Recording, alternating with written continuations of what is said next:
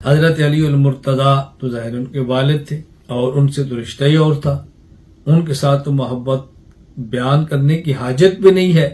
کہ ان کی آپس میں کیا تعلق اور کیا محبت تھا۔ میں بس ایک آدھ واقعہ عرض کر دیتا ہوں یہ بتانے کے لیے کہ یہ کس طرح اپنے والد حضرت علی رضی اللہ تعالی عنہ کے ساتھ رہے ہیں۔ حضرت علی رضی اللہ تعالی جب مدینہ منورہ میں تھے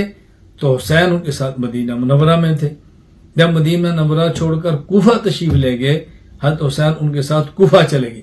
حافظ ابو الفضل شہاب الدین ابن حجر عسقلانی رحمہ اللہ وفات 852 ہجری الاصابہ فی تمییز صحابہ میں لکھتے ہیں وکانت اقامت الحسین بالمدینہ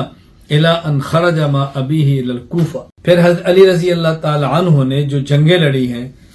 ان جنگوں میں حضرت حسین رضی اللہ تعالیٰ عنہ بھی آپ کے ساتھ رہے۔ جنگ جمل، جنگ صفین اور خوارج کے ساتھ جہاد، ان کے اندر حسین برابر آپ کے ساتھ رہے ہیں۔ چنانچہ امام خلیفہ بن خیاط رحمہ اللہ وفات 240 ہجری تاریخ خلیفہ بن خیاط میں لکھتے ہیں علی المیمنۃ الحسن وعلی المیسرۃ الحسین بن علی۔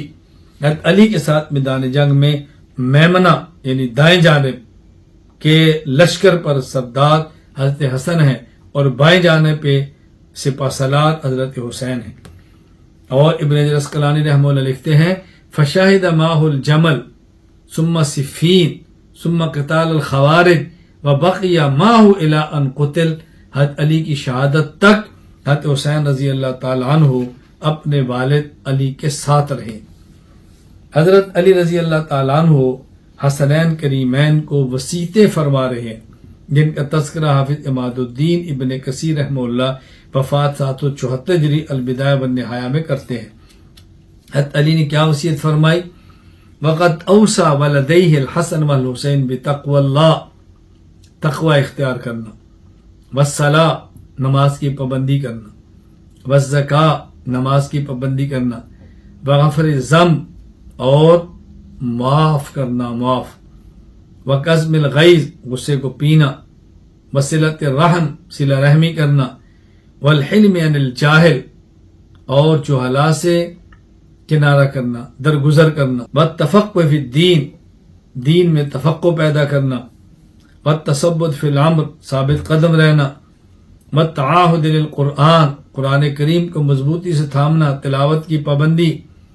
وحسن الجوار پڑوسی کے ساتھ حسن سلوک، والامر بالمعروف نیکی کا حکم، والنہی عن المنکر گناہوں سے روکنا، واجتناب الفواحش گناہوں سے بچنا، ووصاہما بأخیہ محمد بن الحنفیہ